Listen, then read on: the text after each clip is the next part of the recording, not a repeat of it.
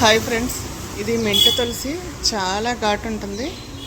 Health కూడా చాలా మంచిది. ఇది రావులపాలెం దగ్గర కడియంలో తీసుకున్నాను. తులసిలో మనకి ఒకటే రెండు రకాలే తెలుసు కదా, చాలా రకాల తులసి ఉంది. దీన్ని మెంటు తులసి అంటారు. ఒక్క ఆకు నోట్లో పెట్టుకుంటే చాలు, చాలా మంచి ఘాటు ఉంటుంది.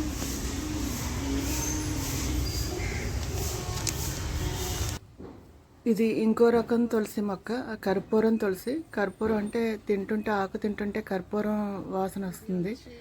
టేస్ట్ కూడా కొంచెం ఇంచుమించు అలాగే ఉంటుంది. ఇందాక చూపించింది పుదీనా తులసి. ఆ పుదీనా తులసి కూడా నములుతుంటే పుదీనా టేస్ట్ కొంచెం ఘాటు కూడా అలాగే ఉంటుంది. దీనికంటే కూడా పుదీనా తులసి ఇంకా కొంచెం ఘాటు ఉంటుంది. మనకి తెలియని చాలా తులసి మొక్కలు ఉన్నాయి. నేను తీసుకున్నది 4 రకాలు మాత్రమే.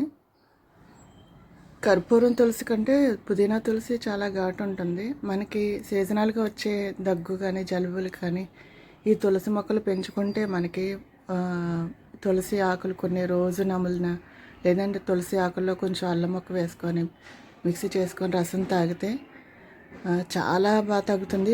మా పిల్లలకి చిన్నప్పుడు కొన్ని తులసాకులు కొంచెం అల్లం ముక్క వేసి మిక్సీ చేసి అందులో కొంచెం తేనె వేసి ఇచ్చేదాన్ని. ఉదయం మధ్యాహ్నం సాయంకాలం ఇచ్చేదాన్ని. అలా 3 రోజులు ఇచ్చేదాన్ని.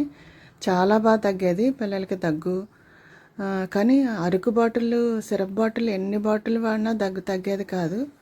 ఇది చాలా బాగా పనిచేస్తుంది. అప్పట్లో వేరే తులసి వాడేదాన్ని. ఈ మెంటు తులసి ఇప్పుడు మనకి లభిస్తుంది కాబట్టి ఈ మెంటు తులసి ప్రతి ఒక్కరు పెంచుకొని ఇలా రసం కానీ లేదంటే ఆకులు తిన్నా కానీ మనకి పిల్లలకి చాలా మంచిది. ప్రతి ఇళ్ళల్లో కూడా ఈ మొక్క పెంచుకుంటే చాలా బాగుంటుంది. ప్రతి నర్సరీలో కూడా ఈ మెంటు తులసి, లవంగ తులసి, కర్పూర తులసి లభిస్తున్నాయి.